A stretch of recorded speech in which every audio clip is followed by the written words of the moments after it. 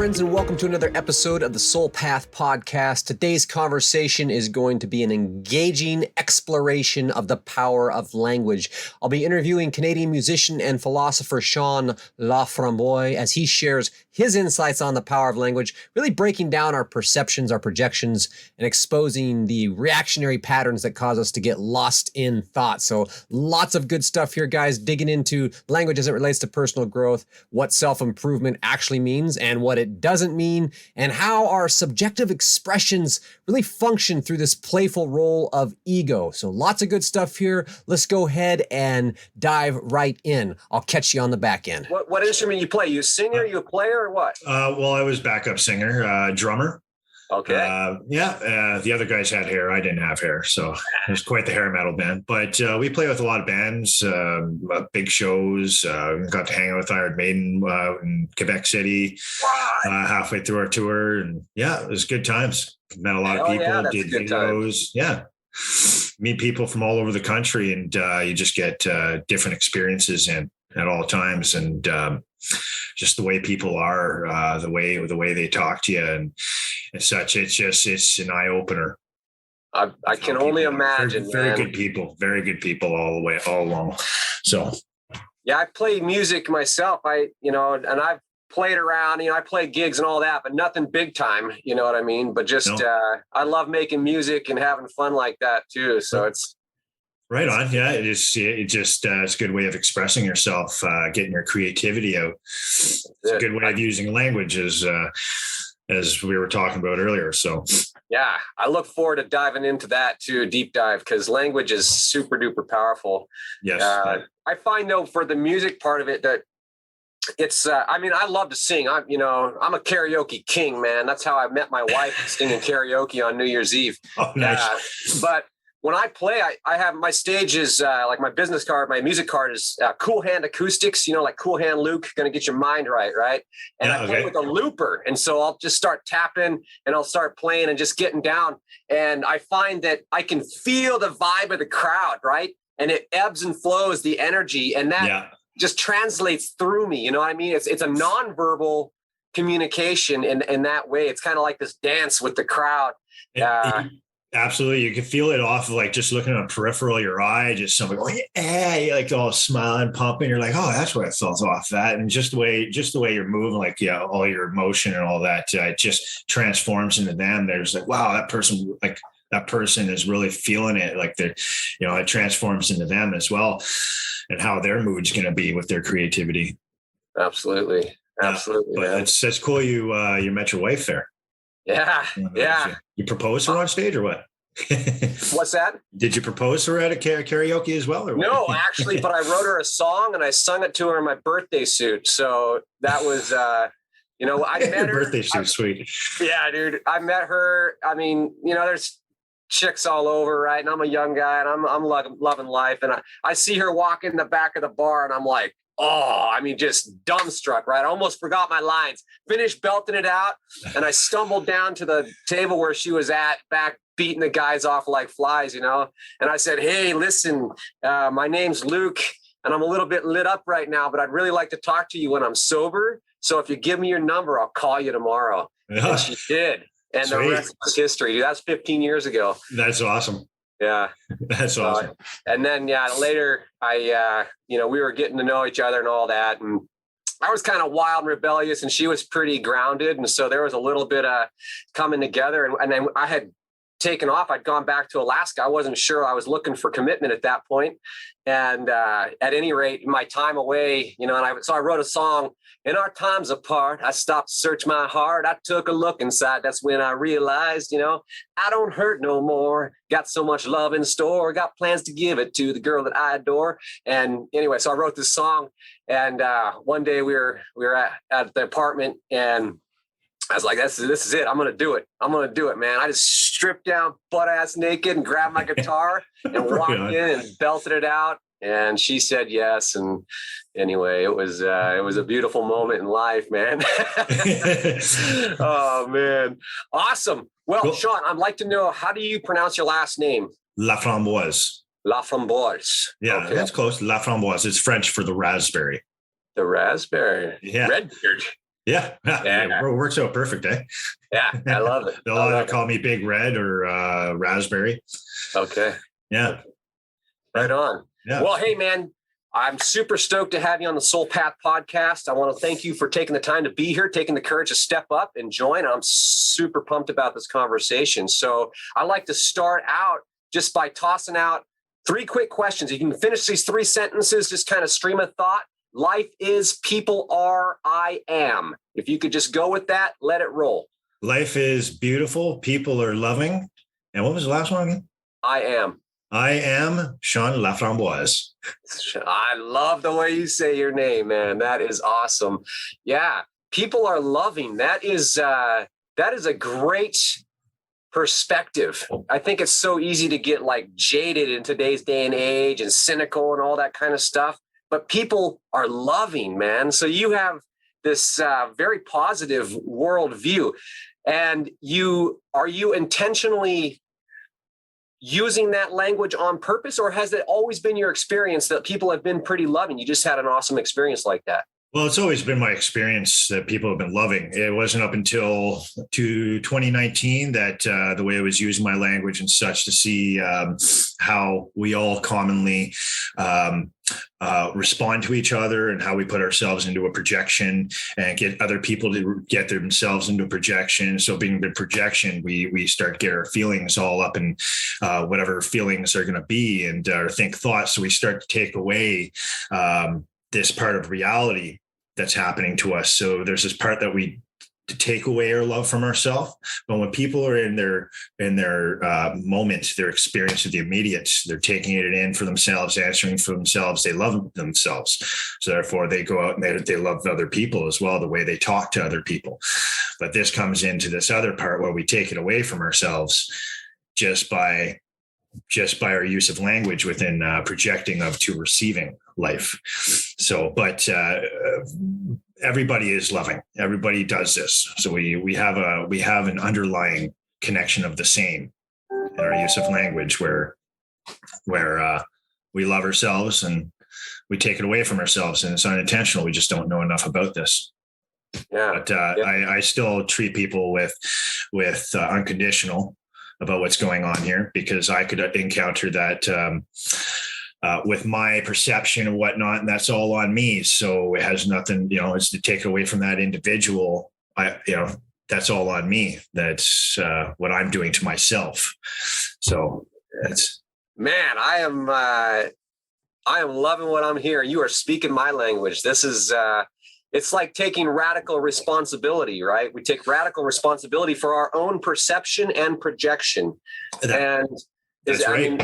Yeah, that's what I'm hearing you say. And I'm just like, this is such a profound truth. It's a profound realization, right? And I think a lot of people are starting to kind of wake up to this realization, but it's still kind of new, right? A lot of people don't realize all of this mental projection. I call it the mental mirage. You know what I mean? We get lost in this house of mirrors of what we think is reality, what we think people are saying or what they mean, as opposed to just dropping all of that and receiving and being present. And when through intentional presence, the authentic connection, the engagement, that's where we find the loving connection. That's where we find compassion, kindness, and also, inspiration and everything good in life, I think. So I'm with you on that. Absolutely. And when I was taking in more about this the last couple of years, just through some other professors, or like Alan Watts recently talking about through his creative expression that kept relating back to my subjective use of language. It would invite other people to be their subjective use of language, or if their use of their subjective language, I get triggered to be using my subjective language. So the subjective would be whatever feelings they're triggered, reactionary response, and then a think thought start to form. So a think thought are not what I know; they're just creative of what I think reality should be, is, and run as. And reality doesn't have feelings, therefore it doesn't think thought, therefore it doesn't side with me on what I think reality should be, is, and run. So it's when being in presence with somebody, having my shoulders to them, legs uncrossed, making sure my mind's clear as possible. If something's going on, I'll be like, hey, I can't seem to concentrate right now, because it is going to be a probability that's going to trigger that person to respond, relate or trauma wise, that their feelings get up involved, their think thought, and then this can put them into a projection. It's now it's just nobody's listening to each other. Nobody's receiving each other.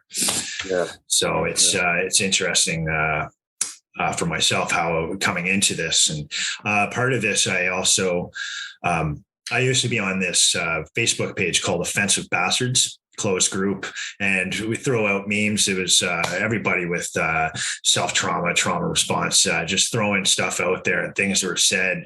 And it's just over time, I just got to know more that the subjective language, people are just blurting out from whatever they're in, that everybody else would respond with whatever they're going in. So it was like, it's like watching from an outside experience here, going, what the hell are you guys talking about? You guys do what? And then it starts getting me. It's going, wait a sec, I see what's going on here. So that's a really high level of observation.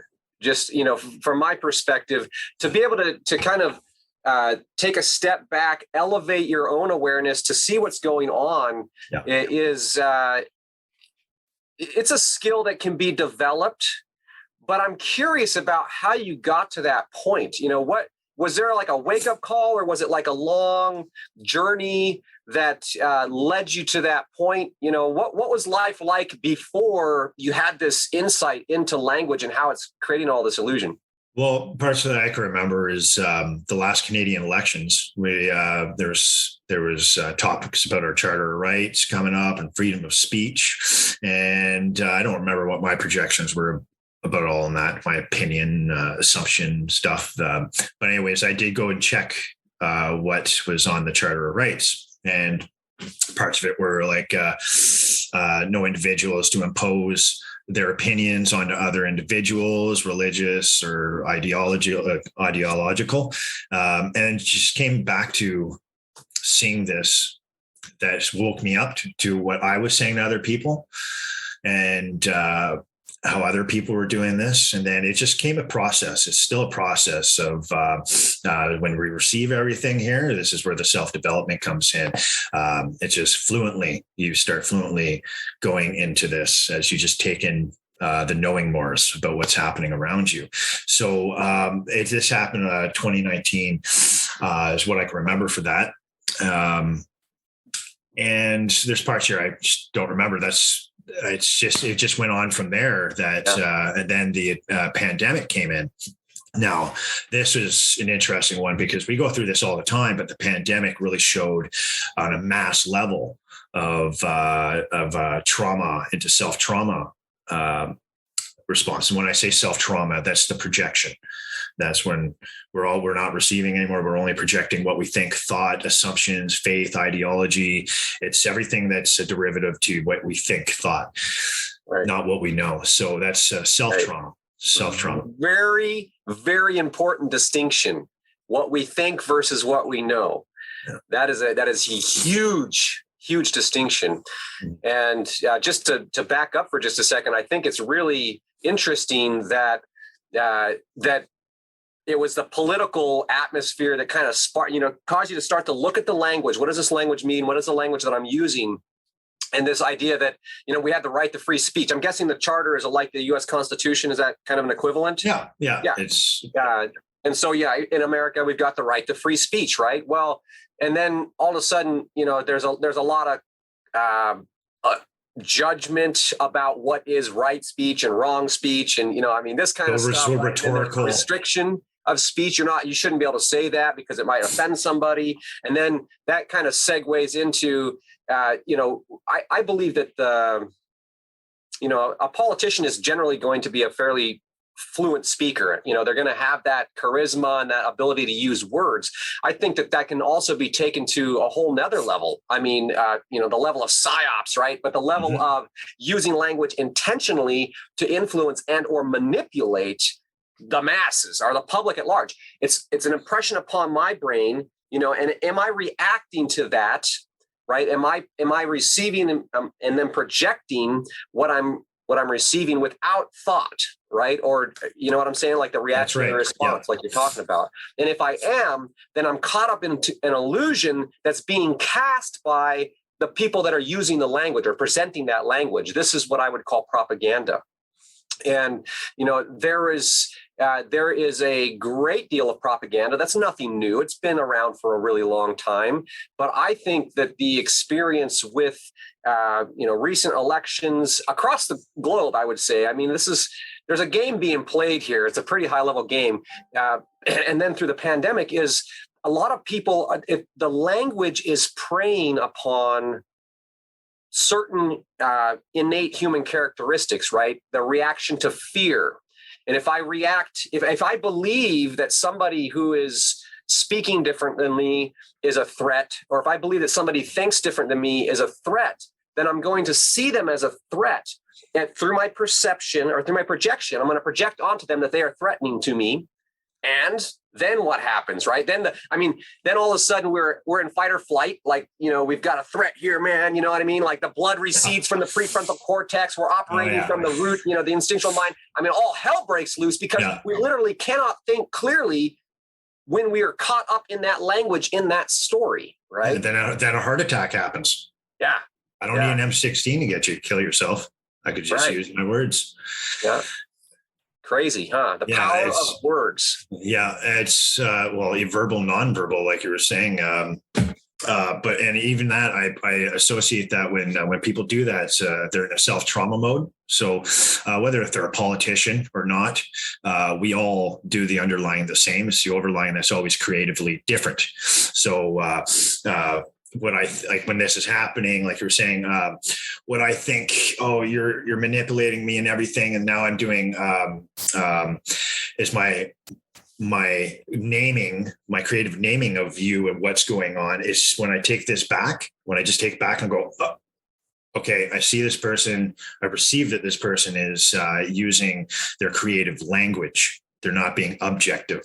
So this is the part with we're either subjective or we're objective. So when we express an experience that we've been in, we'll be objective. We won't be creative about it. It's just a who, what, when, where, why, how, development of understanding, and creative. Voice will rise. My one arm will flail. I'll call somebody this and that. I'll make an identification for them, and you'll see that my feelings are coming off and whatever, and it's perpetual state of this, which we call projecting.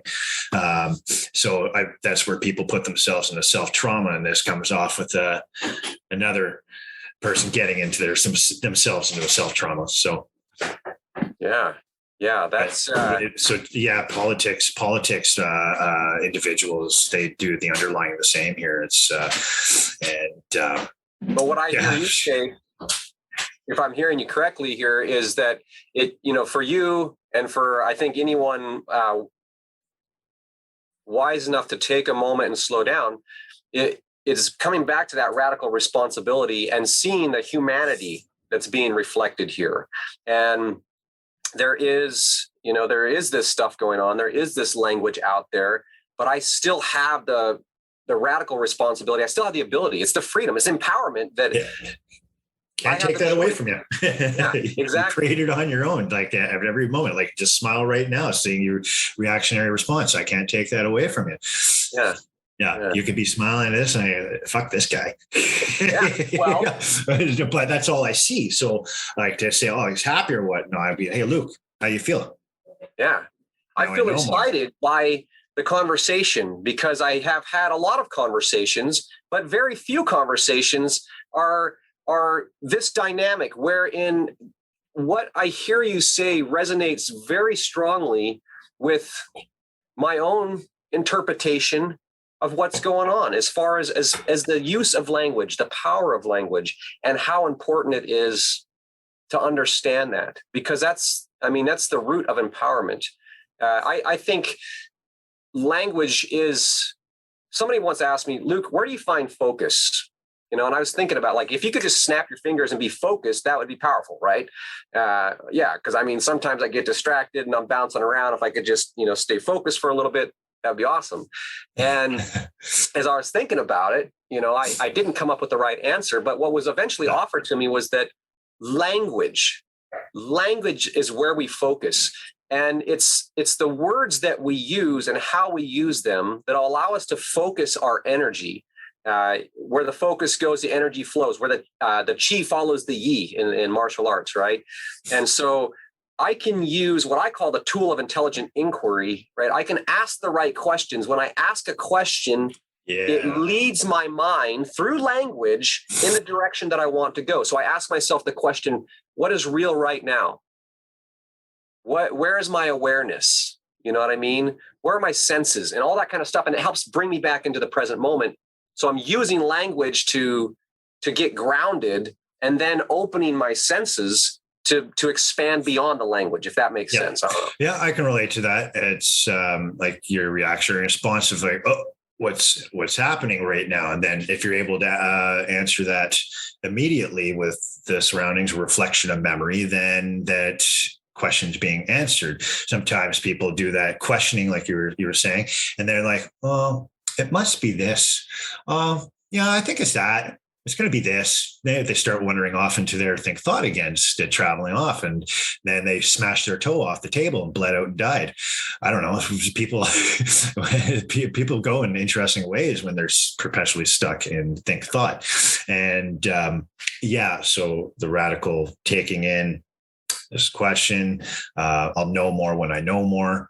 Asking Luke how he feels as I get to know more of Luke and what it is about him. No assumption from my end, because that's not about Luke anymore, because I'm the one creating it up. And that if I did that, you would have a reactionary response of, I'm not sure which direction I would go, but it's a probability. So people do this. Oh, you're a fucking liar. And I say, well, instantaneously, it's not about you anymore. It's one of those. So that kind of trailed off there with that whole thing thought there. But yeah, it's all good. That brings a good question. Let me pitch this to you. See what you think. I'm curious. In the dance between objective and subjective, I mean, I think that we're constantly in a state of flux. We can strive for this or strive for that, but how do you see that balance? How important is it to be objective or be, versus being subjective? Is there a time and a place for each? Is it possible to be entirely objective? You know what I mean? That's an individual knowing there. So to say what's right or wrong on that is kind of rhetorical plus redundancy definition. But I know what I'm saying here is for an individual to know when that rhetorical redundancy is to be played, that's up to the individual. So like I was saying earlier, if we're so much in our subjective, we're getting into projecting self-trauma. We're not receiving anything, and now a harm method could happen or whatnot. That we're not receiving. The receiving is the objective part, just of what's going on. No subjectiveness upon that receiving. Like, this is my computer, light's not on. It's a piece of crap. That'd be a subjective one right there, right? So the balance is, I don't fight it or anything. I just let it happen. And the self-awareness that something happened. So it's, I'm receiving that of what I'm projecting. So projecting of to receiving at all base. And then there are times when I've got myself into a projection mode, and you should reflect on that. You can only remember up to the projection, and then after, you're like, the fuck happened during that one moment? It's like a blackout. Yeah. So it's you start over time, way people express themselves with being with you, or vice versa. You start to know more about this and the fluency of when this balance, we can call it, will happen. Yeah. It's very well something said. that, like Alan Watts, philosopher, said, I just heard recently, the balance with the ego and such. If you're always trying to fight to control your ego, you're going to be an ego. because you're so much thinking about it and not just self-aware about it. So that's one thing I could use relate with him. And the ego being part of the feelings, produced feelings all the time, and the thought, the creativity of ourselves. As something I've seen with what you said is, well, we don't have ego. We're not putting names on things around us. We're not trying to give creative examples for other people to only be triggered to relate and remember reflection of what they did, of my sharing of my parent experience. So that'd be like an example of ego. So finding that balance is something an individual know more as they go through something, and as other individuals express their experiences upon that related objectively, for the other individual to take and make their own decisions of what's rhetorically right, wrong, yes, no, and which is also redundant when we do this, because it is an interesting thing. I read a lot. I like to take in a lot of information, chew on it, process it, and ultimately I always find myself drawing my own conclusions, right? Mm-hmm. And as I've thought about ego, and there was a period of time where I was really wrestling with ego, and I was trying to detach myself from ego, or keep it in a cage, or diminish ego to be as small as possible. And I had come through this period of life. I had actually in Vancouver, I had a yoga studio, and I sold that yoga studio to go. My wife had a career opportunity, so we moved, and it was like giving away my baby. And it was like, I had this identity. Every day I had people coming in telling me how great I was, and you're set, thank you so much. And and here I am thinking, I've got a heart of service. I'm giving so much, but really there was a lot of ego gratification in that. And in the couple years that passed after that, I realized the first thing I realized was all of a sudden I was trying to create a new identity. So I started signing up for downhill mountain bike races, and because I'm in a new area, meeting new people. It's like, I'm a badass hardcore, blah, blah, blah. And I realized, wow, I'm creating all of this. I'm trying to create this new identity. I'm projecting all of this because I want people to see me this way. And when I realized that, it kind of shocked me. And what it was self-soothing. So back to what you've talked about, I'm speaking out of a place of, maybe a micro trauma. It wasn't a major thing, but there was pain in my heart. There was grieving that needed to happen to let go of that identity. And rather than grieve that, I was instantaneously trying to create a new identity. And when I realized that, I stopped and I took a step back. I kind of shut down socially. And I spent about 18 months kind of in this cocoon or a contemplative cave where I was just trying to figure out, it's the who am I, but the who am I now, and all these labels. And I've been down this path enough times to know that, there's always another layer deep. And I came to the realization, I think maybe it took me longer than most people or whatever, but I realized that by wrestling the ego, like you were saying, I kept entertaining the ego. I kept it alive. You know what I mean? And then there was a shift in my realization where I realized the ego is a natural expression of being human. It is some part, it plays some function. And so I became curious, well, what is the function of ego kind of in a healthy way? You know what I mean? Not like an egotistical, not like ego is evil, not like ego is the enemy. It's a misinterpreted word at times. Yeah. And I found that ego can be playful, right? Like ego is what allows us to socially interact. We have to go in and out of social roles, even in the midst of trying to stay present, because that's human interaction. That's how we engage. And to meet somebody new, like if you're out on tour, right, and you're talking to somebody after the show or whatever, you're in a persona. You're in that mode because you're a performer, right? You're there, and yet you are still there. Yeah. It's relatably, it's my ego's still going. It's what I associate to the feelings with creative language that's happening. But there's was one where it's when playing, I'm also be self-aware not to trail off, that I could go into another think thought. This has happened at times that I just like, oh, the music's good. I've stopped, play drums. So this could be associated to when we go to record a brand new or make up a brand new song in the jam room, and we got to have a tape recorder, a recording device, because we'll play and we're like, oh man, that was so great. You remember it? Well, I kind of remember this and what the. So we'll play back. We'll have to do the playback. And then when you record, like listen to the playback, you're now getting more of the experience in, and you can remember it. But yes, the ego can trail off is what I find. And you're not yourself after. Not even there. In your creative process, when you're making music like that, do you see that as objective or subjective when your mind is not there? Oh, that'd be subjective. You're creating up your own whatever. It's based from your feelings when you're creating this up.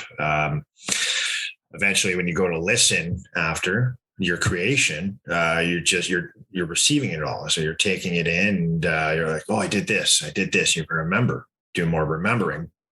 So. Yeah. But even doing that of listening, people will then trail off again into their think thought. This hit me this way. It triggered me to relate, or a trauma response. Trauma is just a shock to the brain from an experience. I mean, we can get out of that simply. But people will put themselves back into self-trauma because they do it themselves. And then it's just how we get out of that. It goes deeper into that that hole right there. Balls deep. Self-trauma. I use the term the cycle of self-induced suffering. Yeah. Is that similar to what you mean when you say self-trauma? So self-trauma is even related to psychology terms, even projecting, receiving. They use this for psychology, psychoanalytics. So I only know so much of that, and it's actually a career path I'd like to go down. Just looking at which school to go to right now for that. So, but it's a legit term that we use in the English language associated to this. So, yeah, your term there, not wrong. It's people would be like, oh, what does that mean? Kind of, and then how to explain that. Yeah. I always like to ask people to explain their words, because I might be understanding it differently. You know what I mean? Absolutely. And it's fascinating when we start to just look at language as a tool and be able to hold words out objectively and just examine, well, what does that word mean to me? What does that word mean to you? Kind of the classic philosopher, like, oh, hey, check out that tree. And you're like, hey, that's a nice tree, right? That's we're not talking about the same thing. Yeah. Right. Yeah. So even what you were saying, like, I like to ask people, it's like, oh, well, can you tell me what it is you know of what you just told me? Or like, what experience did you go through associated to what you just shared with me? If I'll steer away as I can from saying, well, can you tell me what you think about this? Because potatoes could be a reasonable answer. Because I just asked, I invited them to be creative. But yeah, can you tell me what it is that has you saying what you say? If you don't know, then you don't know. Tell me when you know. And this invites them to literally express objectively. From what I found, one time was at this bar near my place with a girlfriend of mine. And we were talking about a job. I don't remember what job this was. I was trying to get into. And she's like, oh, you should do this. And the way she was getting off on it, like someone knew everything about it and everything, but she was telling me what to do and everything. That feeling people get, well, like, don't tell me what to do.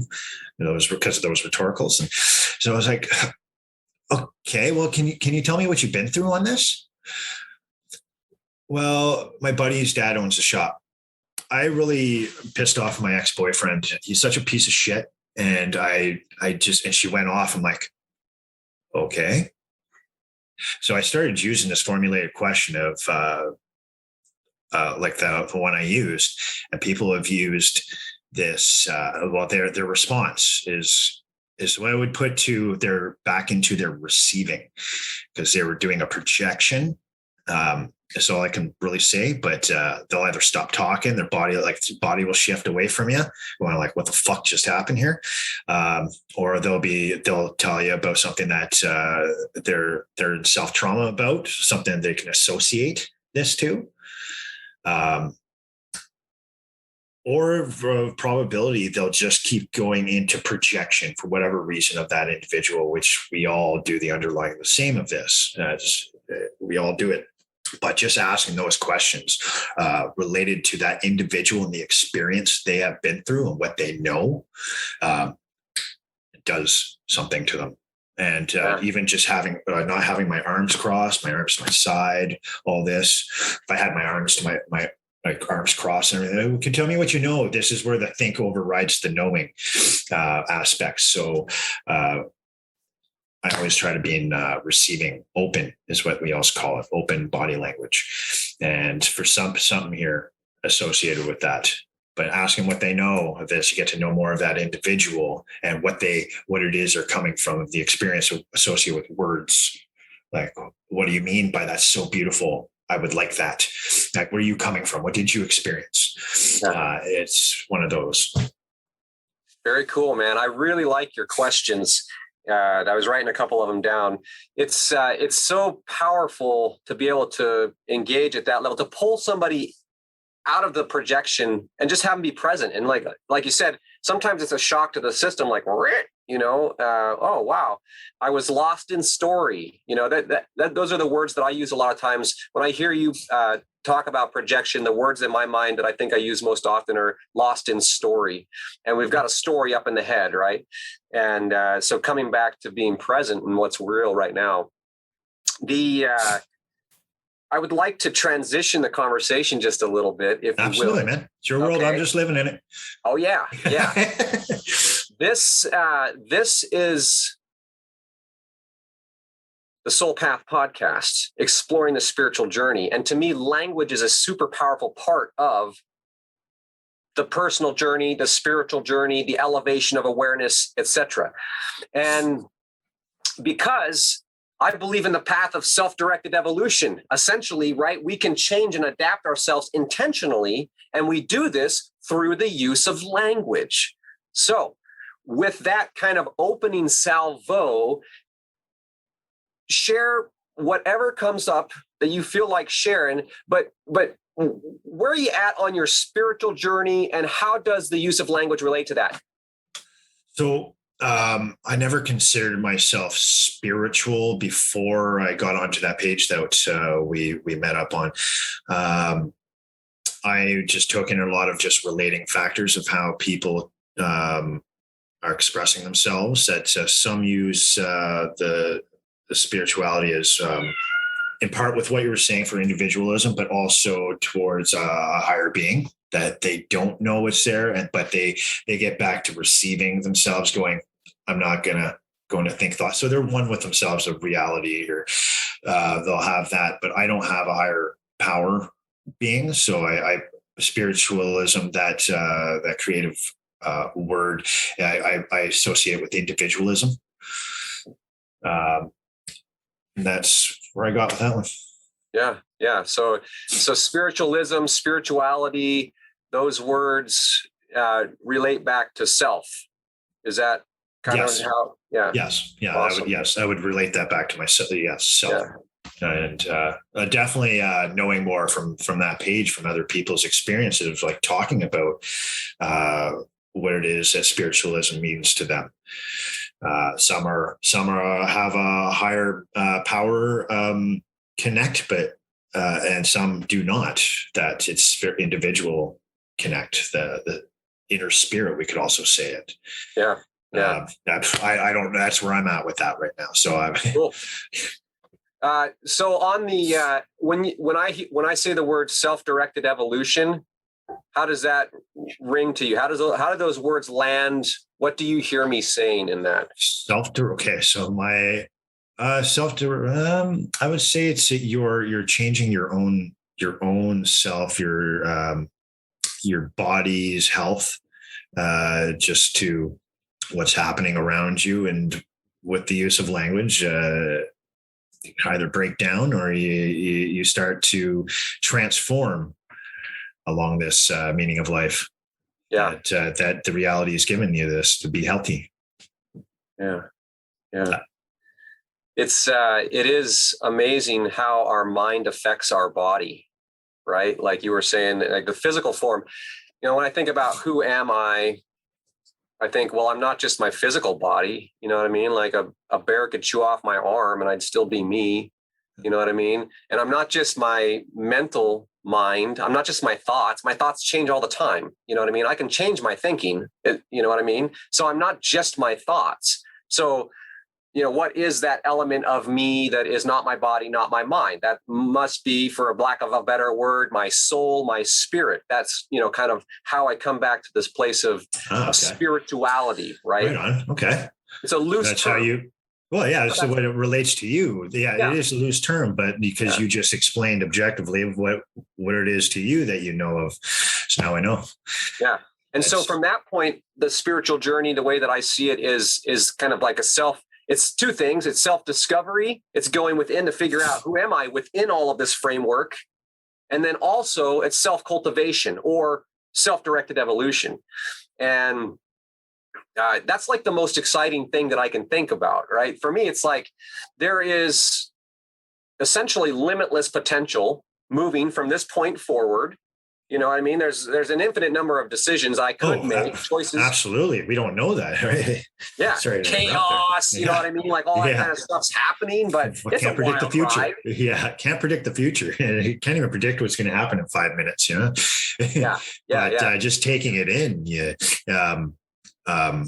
you fluently make decisions of where you need to be and such. So that's where I could associate that with what you were just saying, that the thinking and thoughting, that's part of a creating part, but reality here is what's giving me for whatever inner here of why I end up being who I am. I can't go past that explanation there. That's a total mind fuck. Yeah. I call it the eternal enigma. The eternal enigma, man. Right, You're never going to figure it out, dude. You can chase as many fucking rabbits as you want. You will never find the bottom of the hole. You know what I mean?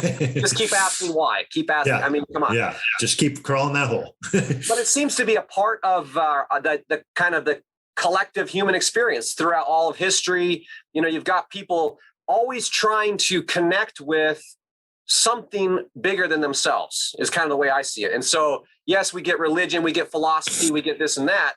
But ultimately, there seems to be this innate need to connect or to have some sort of language.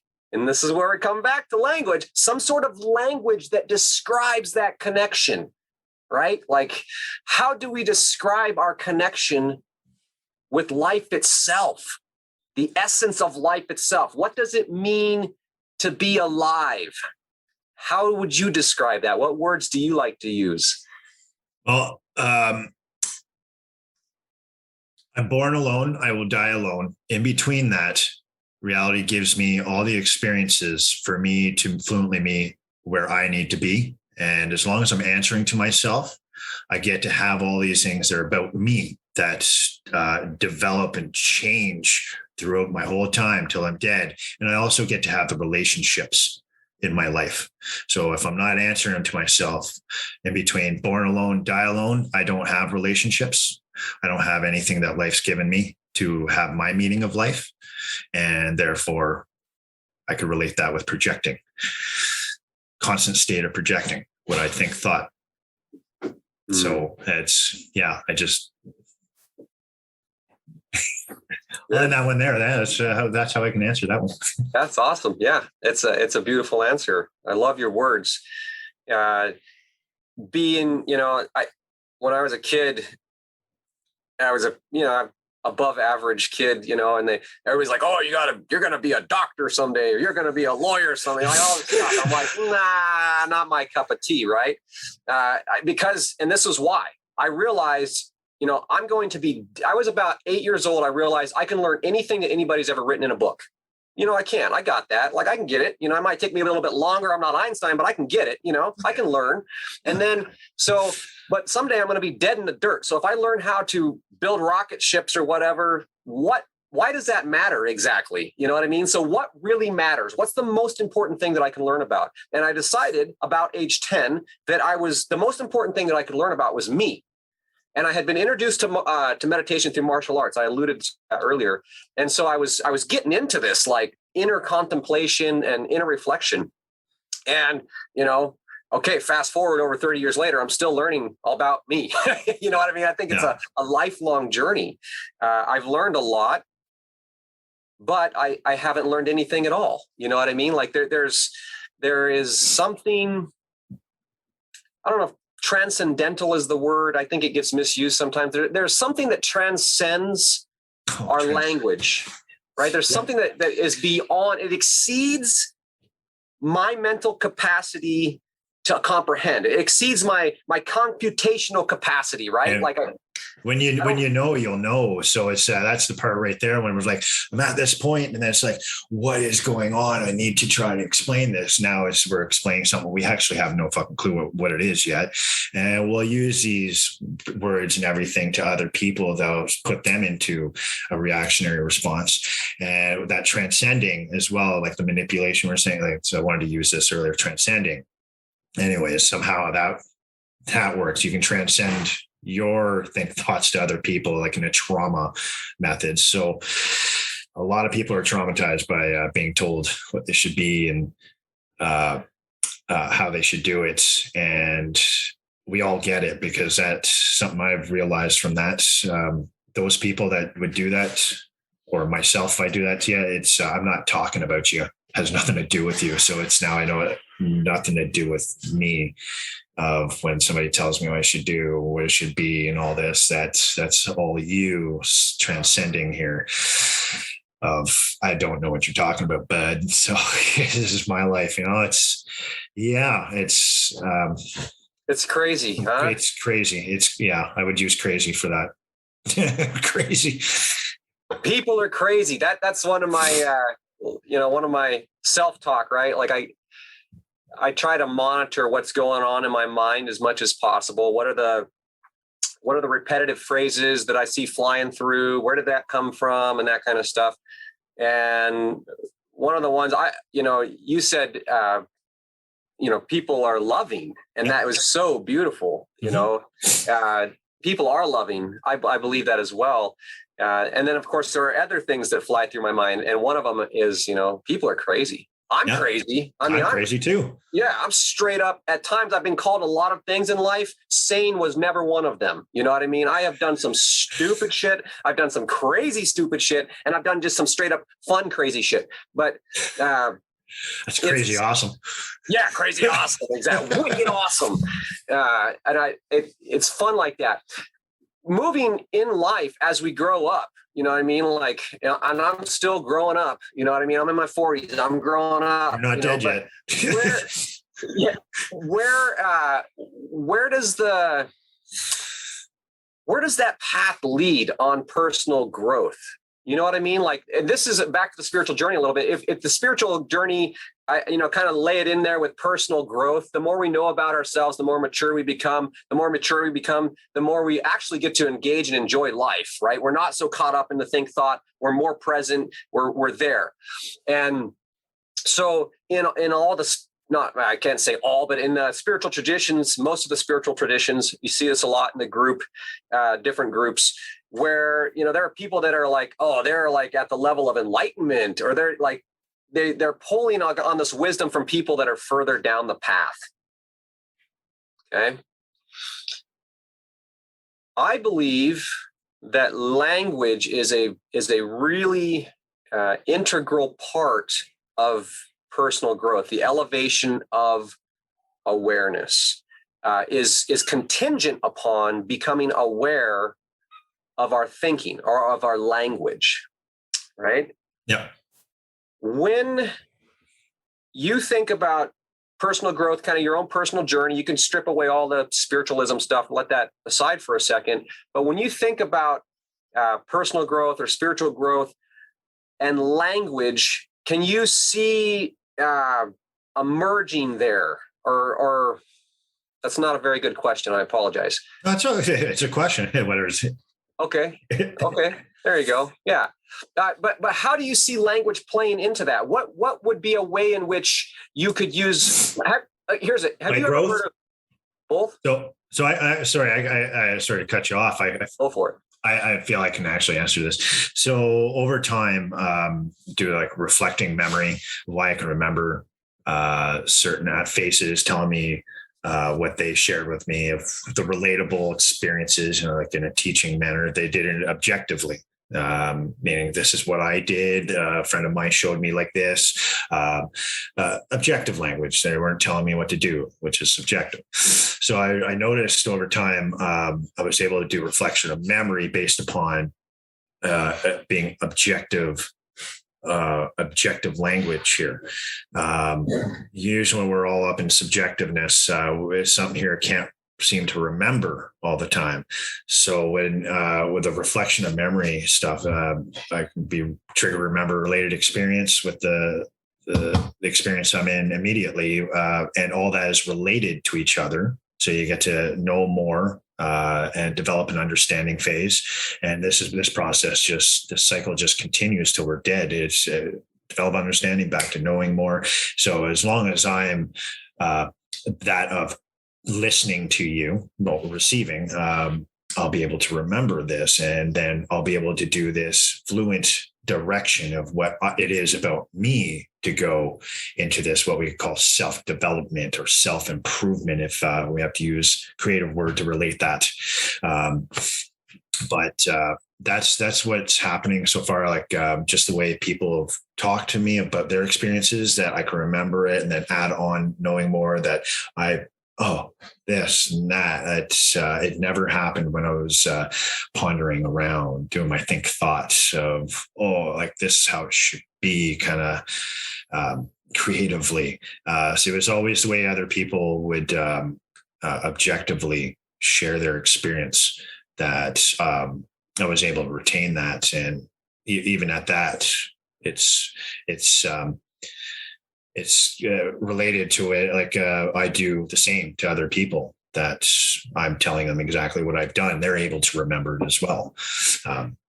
So for whatever development of their self. So something I could use with even Alan Watts again, he was saying something, self-improvement is a lie. It's because if you're always trying to self-improve, what are you trying to self-improve for? It comes back to that you don't know what it is you're self-improving. Like it's what am I self-improving? I have no clue what it is that means. So I'll send you that link too, actually, for that. But he was just saying, if you just take everything it is the way it is, you get to develop understanding stages and just fluently go in directions of where it is you as an individual need to be. And I related to this, like being triggered back to him, like, this is what I see. Like, this is how I felt. This is the way I was, like my developing understanding stage. So when so Alan Watts did that to me, that he's saying this, and it's like more of a common connection, that what I'm doing. And just the way he's sharing his experiences. So it's self-development. Self-development. That's self-improvement. I agree that the idea, like, I got to improve myself. The truth of the matter is, you are perfect just as we are. Each of us, everything is perfect just as it is. I consider it to be, the fullness of divine expression, right? Like, life cannot be any other way than the way that it is. You cannot go back into the cosmos and pluck out a molecule here in a historical event there, life story there. You know what I mean? It just is what it is. And if this is what it is, and this is all we got, you know what I mean? That's it. Enjoy the gift. You know what I mean? Yeah. This is amazing. We're freaking phenomenal cosmic creatures. You know what I mean? I can manifest my heart's desire in the material world. I can manipulate shit, build shit, destroy shit. You know what I mean? Like, we are creative creatures. Yeah. Where does that come from? You know what I mean? To be able to sit down and write a song and make it up. I didn't think that. That just happened spontaneously through me in the moment. That's the way that I see everything. And when we get caught up in the story and the think thought about, how do we interpret what we observe? We're already creating separation. Language is a layer of distortion. It's a tool that we use, but it creates a layer of distortion. And when I get beyond that and I'm just present and I'm just soaking it in, there is for me personally a deep, deep gratitude. Like I am so grateful just to be, you know what I mean? Like I got a heartbeat, my body, I have been broken in splendid fashion. I mean, I've just been, through the ups and downs and all that, but ultimately it's all worked out. I had to lose the illusion of imperfection before I could embrace the gift of life as it is. So when I was caught up that the story was it shouldn't have been like that, why did that happen? All that kind of crap. I wasn't able to see. I wasn't able to receive just the gift of rustling leaves, and all that kind of stuff. That's right. Well, I relate to that one. That's what I've been coming to. What you just said there, I relate to. It's how I've been self-developing and what I've come to realization. So, in my mind, I think, and this is just a thought, right? But I think that the idea of ascended masters, the idea of enlightenment, essentially, the way I understand it is to be in that state all the time. You know what I mean? To be in that continuous flow of life is flowing to me and through me as me. It's part of me. It envelops me. It is me. This is life. Am I living it? Life. I like acronyms. Life, I say, is living in fullest expression, right? Like, am I living my life in fullest expression? Am I actually enjoying it? Is life good or bad? I don't know. You decide for yourself. Whatever you think, you're going to make that reality, right? Right. Yeah. And that's with one there. Like that's when I start phasing out from my language use. Is this is hard, or I just like I've started wiping this away, and the way what it does to myself in a healing manner. It's pretty awesome. Like I don't I say things are hard, especially it's going to be hard for another individual because that's really not about that individual anymore. So, but life is neither hard nor easy. You're neither perfect nor imperfect. So perfect imperfection, baby. Yeah, right. So I try not to use those, and just using those can alter yourself into that self-trauma mode. Yeah, good.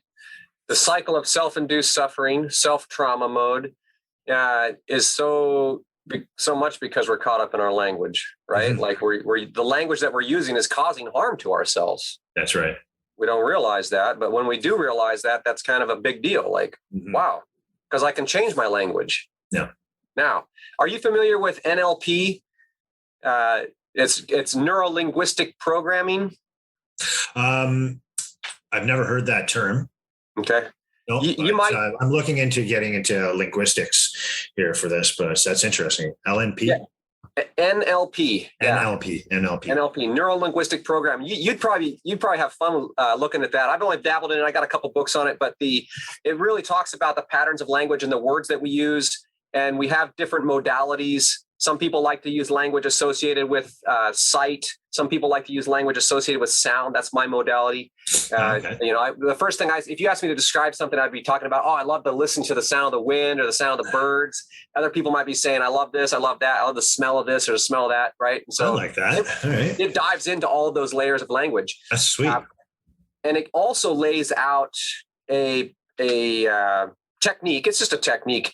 It's a tool that can be used to restructure your language, right? So when we become aware of the language, I realize, man, I'm running on a lot of faulty patterns here or language that no longer serves me, right? Like this is what I learned in my youth. It's not practical or applicable now. But I had a hard time changing that. And so I used NLP on my, to work through my own patterns and still do. And then also the magic of mantra or just short repetitive phrases to help ingrain it, get it in there. You know what I mean? Like, right. I'm curious. Do you have a personal technique or tools that you use when you're working on your own language? Body language always open. If somebody's talking with me, I try not to have my legs crossed, or I'll try to be shoulder to shoulder with them. I'll just try to ask them questions if I get kind of like confused. What does that mean? That's really all I can say associated with that question. Cool. Yeah, I don't have a specific like you're like for you the hearing method. So yeah. I don't know yet. Actually, I'm gonna look into that. NLP. Yeah, okay. Fun. I've got a couple books I'll recommend to you. Yeah, sounds great, man.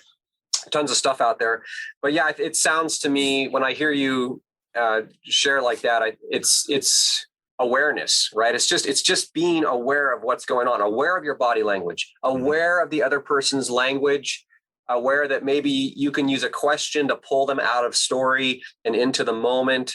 Mm-hmm. And, I consider the spiritual journey and spiritual growth is an elevation of awareness, right? It is an elevation and an expansion of awareness. It's a faculty that we can cultivate. We are all aware a little bit. We have blips in and out of awareness, right? And then we're lost in story and back in our head.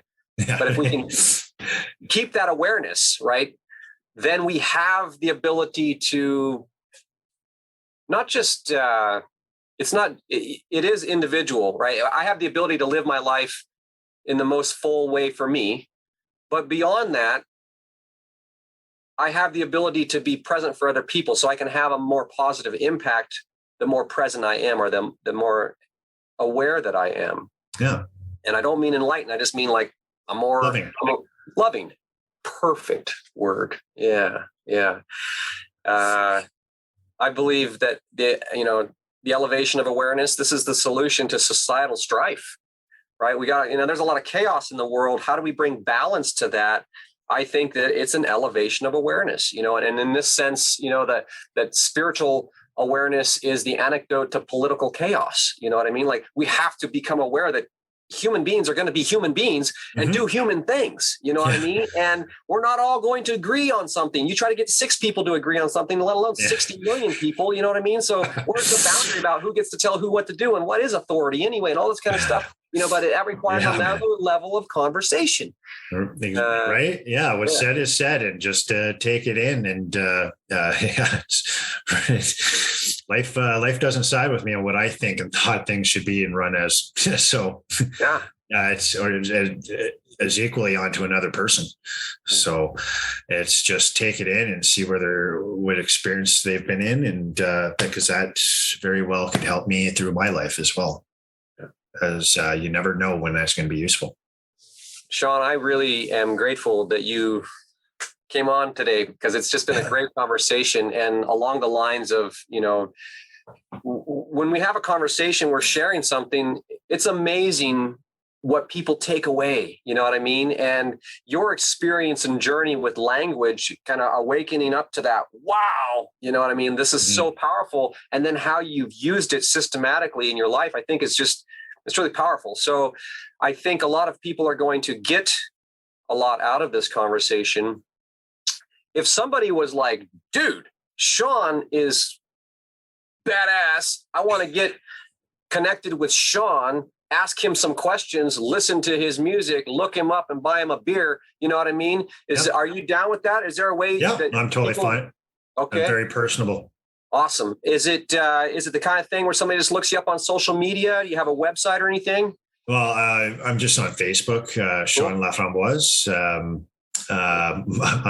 My picture is me in the canoe, big red beard. Yeah, buddy. You can check out my music on Spotify. No Other Way. The album Head Smashing Buffalo Jump. Head Smashing Buffalo Jump. Yeah. All right. Yeah, I might have to get a link for that. I'll post that in the write-up with the stuff so people can check out your stuff. That'd be really cool. Awesome, man. Thank you very much. Yeah. So lay it on me, man. Any last words of wisdom? Any questions? I mean, we don't have to be hard and fast. We're coming up on the clock. I want to be respectful of your time. No, it's all good. I've pretty much said whatever I got to say related to your questions. And thanks a lot for having me on here. Cool. It was really fun. It is, dude. It's a blast. Yeah, it's fun to interact with people that well, with everybody, but on this level of knowing more about this. Like, thanks a lot for that. What you shared. Yeah, that's it's been an awesome experience. The podcasting, the whole world is just open, right? And having these conversations, I enjoy the hell out of it, dude. This is so much fun for me. I learn so much every time, and I've received a lot today, so I'm grateful. Thank you very much. Very welcome. Thank you. I look forward to continued conversation and connecting more moving forward. And I hope you have a wonderful Wednesday, dude. Yeah, you too, man. Awesome. Booyah. Get out there and rock out, man. Take care. All right. Talk to you later. Bye. All right. So once again, wow. It's always amazing how structure supports successful spontaneity, right? You jump into a conversation, you don't know where it's going to go, but when you go with the flow, the good stuff starts flowing, and there was lots of good stuff there. It is so critical that we learn how to elevate our awareness, how to evaluate our language objectively, to realize that when we're in that subjective mode and we're projecting our subjective perception onto other people, we're disconnected. We're creating distortion. We're creating separation. But when we can elevate our awareness, when we can realize that, and we can come back to what's real right now, just objectively being present, that's where the true connection happens. That's where the magic's at. And that's my big takeaway from today's conversation. So once again, I want to thank you guys for listening. Please like and subscribe, share this conversation with your friends. You can find a link to connect with Sean on social media or listen to his music on Spotify in the description. And for that, that's that for now, guys. I look forward to talking with you again soon. Peace.